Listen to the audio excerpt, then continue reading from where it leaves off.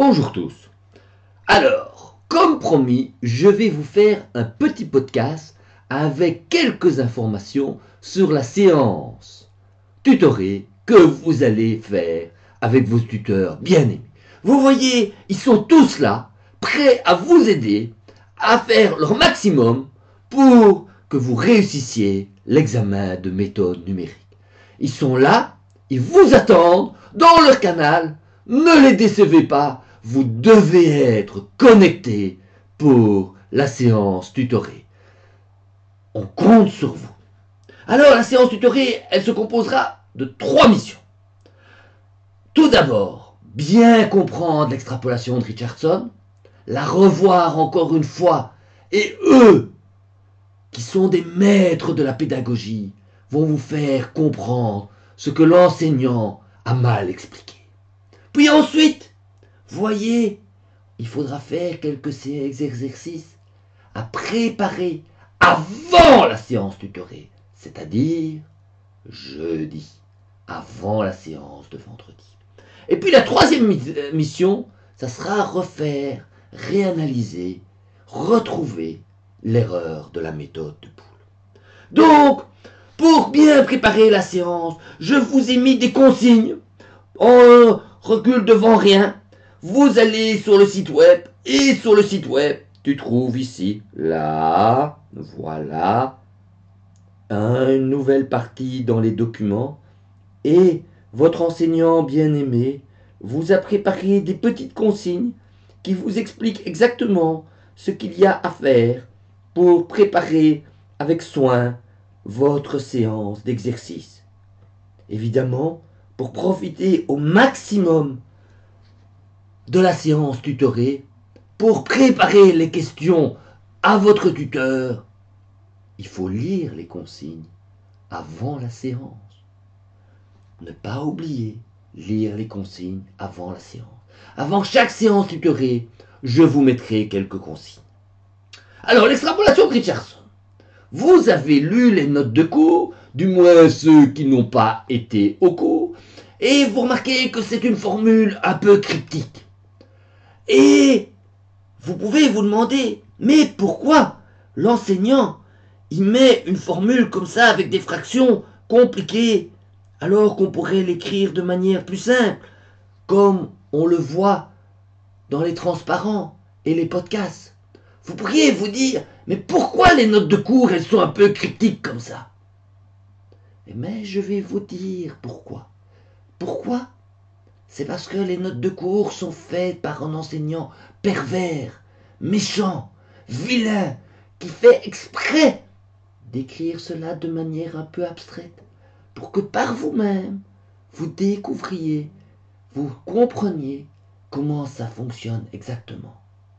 Il faut bien te souvenir, quand tu as une mesure avec une précision en haut de H et une mesure en précision en haut de H demi, tu prends 2 fois la plus précise, moins 1 fois la moins précise, et tu divises pour que ça fasse une moyenne sans biais.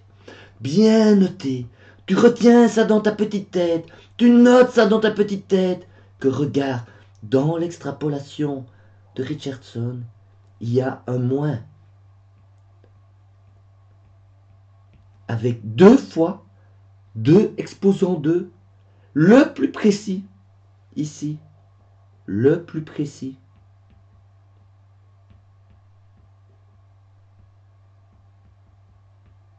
Moins 1 fois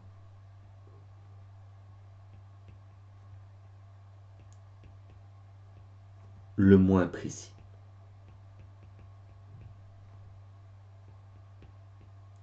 Ok? Vous avez vu? Vous voyez comment ça marche? Tu retiens ça. Tu fais ça calmement et tu ne te planteras jamais. Le deuxième basique, c'est de faire. Tu as bien noté. Faire. Regarde là. Le petit monstre te dit ce qu'il faut faire. Il faut faire les exercices avant la séance. C'est à ce moment-là, c'est de cette manière-là que tu seras efficace. Oui. Le petit monstre te dit qu'il faut faire ça de cette manière-là. Voyez qu'il y a d'abord 4 exercices standards qu'on vous demande de faire. Un qui va lier Richardson et les dérivations. C'est appliquer tel quel ce qu'on vous a enseigné il y a 2 semaines. Ensuite, un petit problème pour estimer une erreur de troncature, pas de contracture, de troncature. Et c'est l'occasion d'écrire un petit programme Python. Dans les exercices, de temps en temps, il faut faire un petit programme Python, même si le programme Python n'est pas fourni dans le solutionnaire. Et puis ensuite, vous allez voir que je vous demande un seul exercice sur le calcul en virgule flottant, c'est la propagation des erreurs d'arrondi. C'est pas un mystère, je vous le dis tout clair. On va faire l'impasse sur la plupart des exercices de la séance sur le calcul en virgule flottante. Mais l'exercice 43, ça vaut la peine de le faire pour bien comprendre comment se propagent les erreurs d'arrondi. Et on va voir le plus, le moins, le fois et le divisé. Et vous allez voir que la propagation des erreurs d'arrondi, elle est vraiment catastrophique quand on fait à moins. L'exercice 47, c'est une sorte de petite review générale de tas de concepts qu'on a vus au cours, et on va faire une dérivée seconde d'une interpolation de données. Et à titre de dessert, je vous propose de faire l'exercice 87. L'exercice 87, c'est faire la dérivation et Richardson, c'est un peu le retour aux sources. C'est une question d'examen de janvier 2006, vous voyez, relativement facile. Et cette question d'examen, c'est l'occasion de découvrir qu'on arrive progressivement à la fin du cours, qu'il y a pas mal de questions dans les annales à la fin du petit fascicule des énoncés que vous pouvez déjà essayer de faire. Faites de temps en temps une question finale des annales et vous serez prêt pour le jour de l'examen. Vous avez bien noté, il y a 2 fascicules que le Sissi, dans sa grande sagesse, a imprimés de manière distincte. Il faut d'abord regarder l'énoncé, passer environ 15 minutes à essayer de trouver la solution. Et quand vous n'aurez pas trouvé la solution, ou quand vous aurez trouvé la solution, à ce moment-là, et uniquement à ce moment-là, vous pouvez aller vérifier la solution dans le solutionnaire. On vous donne les 2 fascicules, on vous fait confiance, vous êtes des grandes filles et des grands garçons. Montrez que je peux vous faire confiance. Et puis la dernière chose que je vais vous demander de faire, c'est de recalculer l'erreur de boule. De 3 manières. La première manière, c'est de refaire ce que j'ai fait pour la méthode de Simpson, mais de l'appliquer pour la méthode de boule. Refaites le calcul et essayez de trouver la bonne fraction sans regarder le résultat. Une fois que vous avez fait ça, essayez de réobtenir cette erreur en faisant des développements en série de Taylor. Et vous devez trouver une expression avec la même fraction, même si elle n'est pas exactement la même en termes de constante. Et puis, tout à la fin, observez que la méthode de Boole, c'est la méthode de Simpson avec un pas H, moins la méthode de Simpson avec un pas 2H. 16 fois le plus précis, moins une fois le moins précis.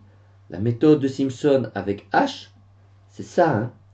C'est tu prends l'intervalle, tu le coupes en 2 et tu fais 3 points comme ça, distincts d'un pas H. Et la méthode de Simpson de H, ça, c'est tu fais un seul intervalle comme ça et tu mets des points écartés de 2H comme ça. Et en faisant cette combinaison-là, vous obtenez automatiquement la méthode de Boole sur un intervalle, mais avec 5 points. 1, 2, 3, 4, 5, écarté de 5. Donc, Simpson H, c'est avec intervalle 1 et intervalle 2. Voilà, je vous ai fait le petit podcast prévu pour votre séance. J'espère que ça vous aidera à la faire avec soin avec vos petits tuteurs. Bonne journée à tous. Amusez-vous bien dans votre confinement. N'oubliez pas de vous aérer de temps en temps. À bientôt.